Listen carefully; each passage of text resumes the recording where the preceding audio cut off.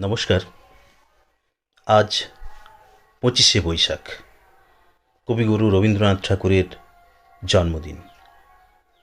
আজকের এই রবীন্দ্র জয়ন্তীতে বিশ্বকবির লেখা একটি কবিতা আমার আজকের নিবেদন। কৃপণ। আমি ভিক্ষা করে ফিরতেছিলাম গ্রামের পথে পথে। তুমি তখন চলেছিলে তোমার স্বর্ণরথে। অপূর্ব এক স্বপ্ন সম লাগতেছিল চক্ষে মম। কি বিচিত্র শোভা তোমার, কি বিচিত্র সাজ। আমি মনে ভাবতেছিলাম, এ কোন মহারাজ। আজি শুভক্ষণে রাত পোহালো, ভেবেছিলেম তবে আজ আমারে দ্বারে দ্বারে ফিরতে নাহি হবে। বাহির হতে নাহি হতে কাহার দেখা পেলেম পথে। চলিতে রথ ধনধান্য ছড়াবে দুই ধারে। মুঠা মুঠা কুড়িয়ে নেব, নেব ভারে ভারে। দেখি সহসা রথ থেমে গেল আমার কাছে এসে।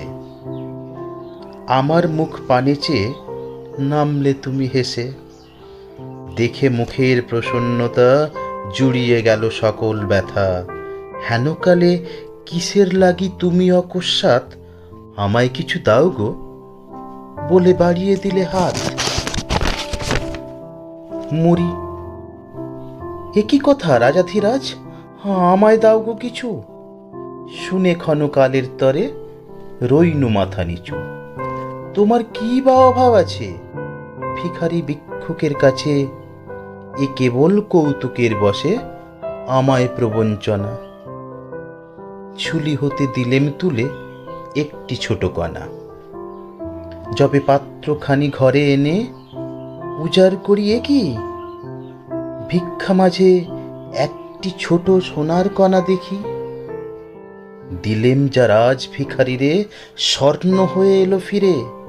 তখন কাঁদি চোখের জলে দুটি নয়ন ভরে। তোমায় কেন দিইনি আমার সকল শূন্য করে। ধন্যবাদ।